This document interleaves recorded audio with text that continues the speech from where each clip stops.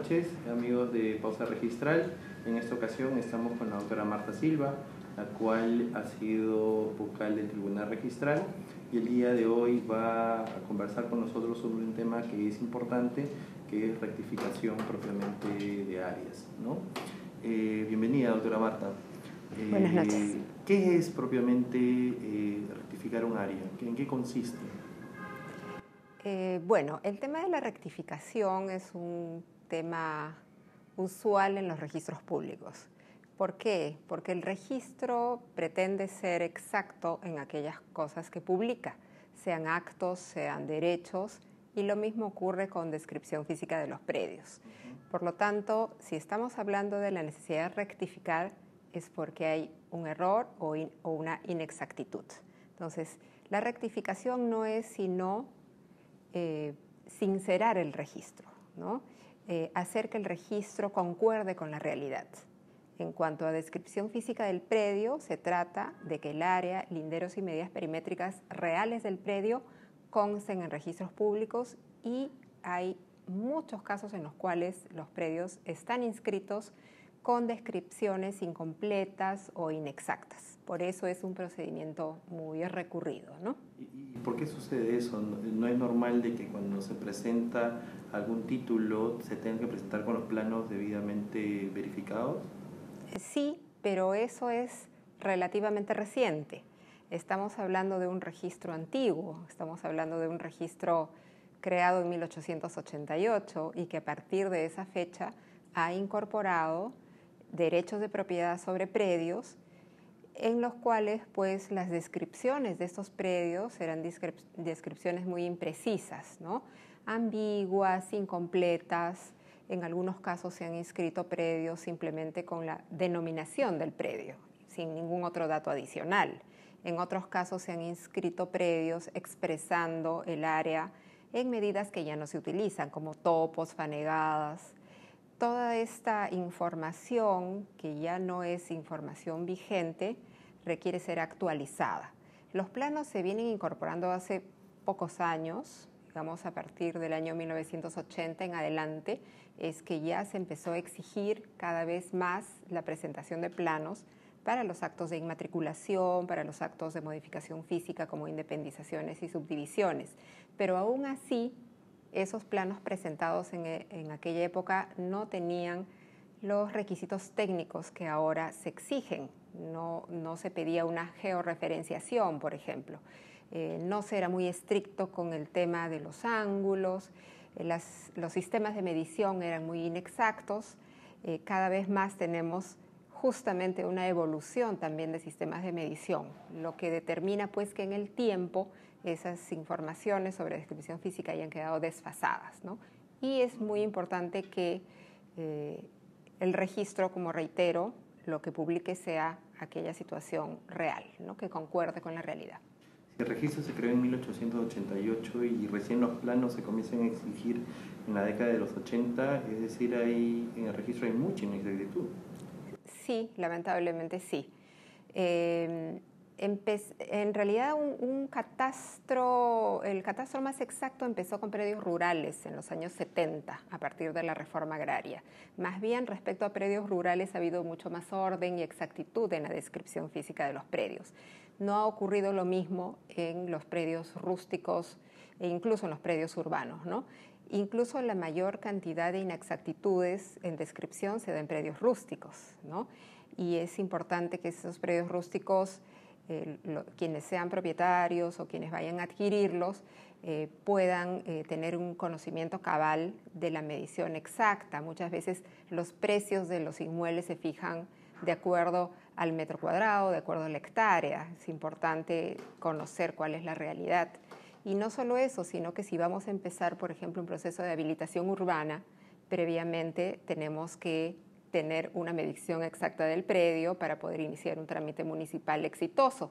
De lo contrario, podemos seguir el proceso de habilitación urbana y cuando lleguemos a registros públicos, descubrir que hay una discrepancia de áreas, una inexactitud, y eso complicaría el trámite de manera innecesaria si es que hubiéramos sido más diligentes de rectificar previamente, ¿no? ¿Hay alguna razón por la cual sean más exactos en el ámbito rural que en el ámbito urbano?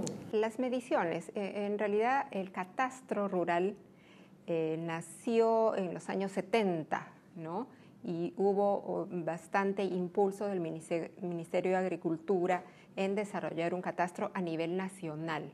Y eso en realidad no ha ocurrido con los predios urbanos o los predios ubicados en zonas de expansión urbana, ¿no? Eso es un tema histórico y por eso es que los predios rurales, mal que bien, tienen una mejor descripción, ¿no?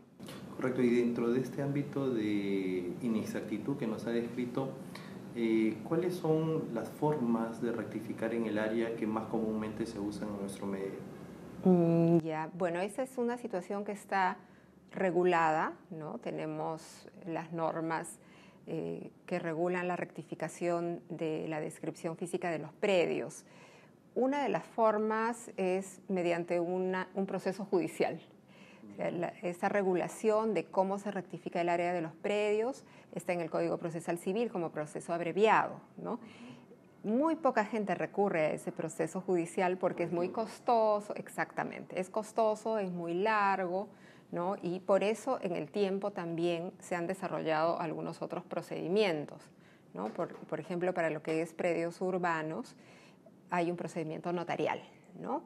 Y el procedimiento notarial, bueno, forma parte de todos estos procedimientos no contenciosos que han sido encargados a los notarios, ¿no? El notario lo que desarrolla en un procedimiento de rectificación de área es un procedimiento que nace con una solicitud que es similar a una demanda, ¿no?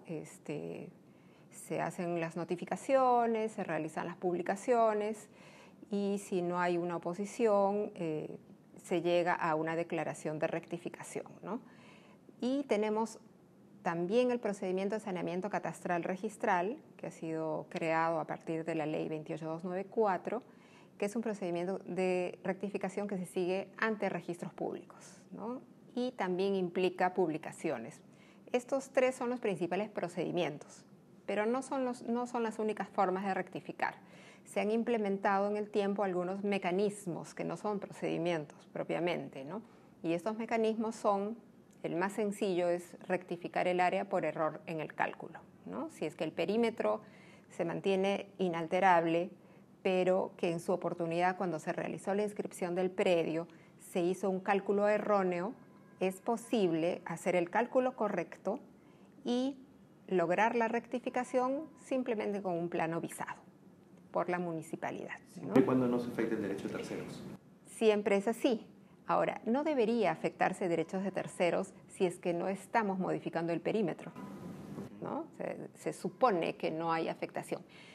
Igual que en todos los casos de rectificación de área, el registrador remite estos títulos previamente al área de catastro del registro público para que pueda tenerse la certeza de que no hay afectación de terceros, ¿no? Y que en efecto este perímetro del predio no está siendo modificado para que se puedan acoger este procedimiento, que es un procedimiento muy sencillo y el más rápido que existe, ¿no?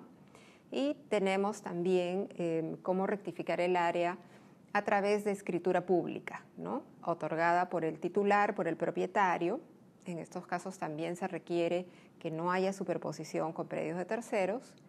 Y en caso de que hubiese superposición, siempre es posible rectificar con el consentimiento de los colindantes, en cuyo caso, en la escritura pública tendrá que intervenir no solamente el propietario del predio, sino también los colindantes que puedan verse afectados, ¿no? Entonces, en todos los casos se cautela el derecho del tercero, ¿no? De no afectar el derecho de tercero, porque justamente el registro es una institución que lo que busca es tutelar los derechos que están legitimados, ¿no? Y aquellos colindantes que han inscrito su derecho están legitimados y deben ser convocados en caso de probables afectaciones. Correcto. Usted ha tenido las dos experiencias, ¿no? Porque usted ha formado parte del sistema, ha sido vocal del Tribunal Registral por muchos años y recientemente ha ingresado a la actividad privada, con lo cual usted tiene esa doble mirada propiamente dentro del sistema que entiendo es distinto fuera propiamente del sistema. ¿Qué dificultades usted ve dentro del procedimiento o dentro de su experiencia profesional que hay para el ámbito de la rectificación? Dificultades que tengan los usuarios. Sí, correcto. Bueno, como siempre, no solamente en este tema de la rectificación de área que estamos conversando, se necesita una mayor uniformidad en la calificación de los títulos, ¿no? Uniformidad en los registradores principalmente, ¿no? Hay muchos criterios que el Tribunal Registral ha aprobado en todo este tiempo que viene funcionando desde el año 1995. Muchísimos de estos criterios tienen que ver con la rectificación de área, muchos, porque es un acto muy solicitado, ¿no? Muchos usuarios solicitan la rectificación de área, de linderos, o la determinación que también es necesaria cuando la descripción no está completa, por ejemplo, ¿no? Entonces, lo que vemos en primera instancia, en muchos casos, lamentablemente, es que no se acatan estos precedentes a pesar que son de observancia obligatoria. Esa yo diría que es la principal dificultad que he encontrado desde fuera del registro como usuaria, ¿no? El tener que, en algunos casos, llegar a apelación para poder obtener una respuesta que en realidad no requería que se formulara la apelación, porque ya el criterio obligatorio ha sido aprobado y ha sido publicado en el peruano, ¿no? Pero eso diría yo que es una de las dificultades más usuales y que debería poder desterrarse de alguna manera, ¿no? Bueno, doctora Marta, le agradecemos. Es nuestra primera sesión propiamente con este formato, con la Asociación Juris Veritas. Ha sido la doctora Marta Silva. Esperamos volver a contar con usted en otras oportunidades. Muchas gracias.